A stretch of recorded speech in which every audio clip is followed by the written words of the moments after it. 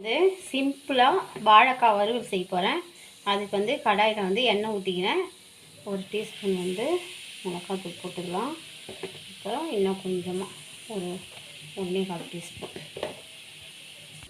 நான் வந்து ஒரே ஒரு வாழைக்காய் தான் வறுக்க போகிறேன். அதனால் தேவையான அளவு கொஞ்சமாக உப்பு போட்டு நல்லா மிக்ஸ் பண்ணிவிட்டு வாழைக்காவை கட் பண்ணிவிட்டு வாஷ் பண்ணிவிட்டு லைட்டாக ஒரு டீஸ்பூன் தண்ணி இருந்திருக்கும் கிண்ணத்தில் அந்த வாழைக்காயில். அந்த தண்ணியோட லைட்டாக அப்படியே அந்த 1 டீஸ்பூன் தண்ணியோடு வந்து ஊற்றிக்கினேன். கடாயில் வந்து போட்டுக்கிட்டேன்.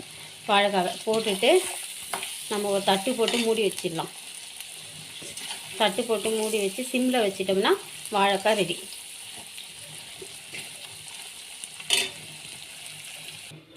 வாழைக்காய் வந்து சிம்மில் வச்சாச்சு. அடுத்தது வந்து நான் என்ன பண்ணேன், கொஞ்சமாக பருப்பு, வெங்காயம், தக்காளி, ஒரே ஒரு டீஸ்பூன் வந்து எண்ணெய் ஊற்றி பருப்பை வந்து ஒரு 4 விசில் போட்டு வேக வச்சுக்கிட்டேன்.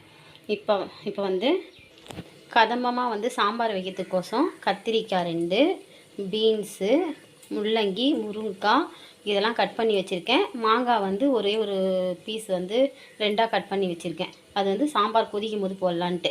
இப்போ இந்த காய்கறியெல்லாம் வந்து பருப்பு கூடவே போட்டு ஒரு விசில் வரத்துக்கு முன்னாடி நம்ம நிறுத்திட்டோம்னா காய் வெந்துடும்.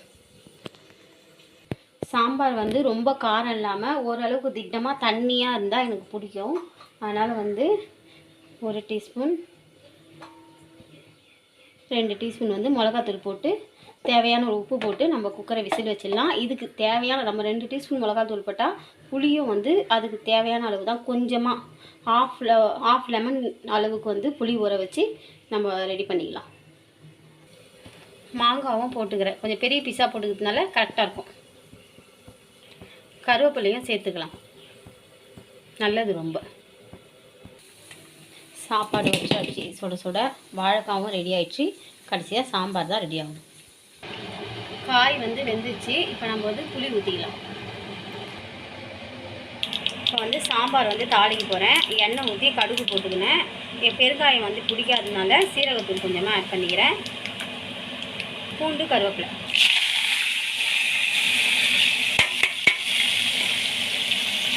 பூண்டு போட்டால் சாம்பார் நல்லாயிருக்கும்.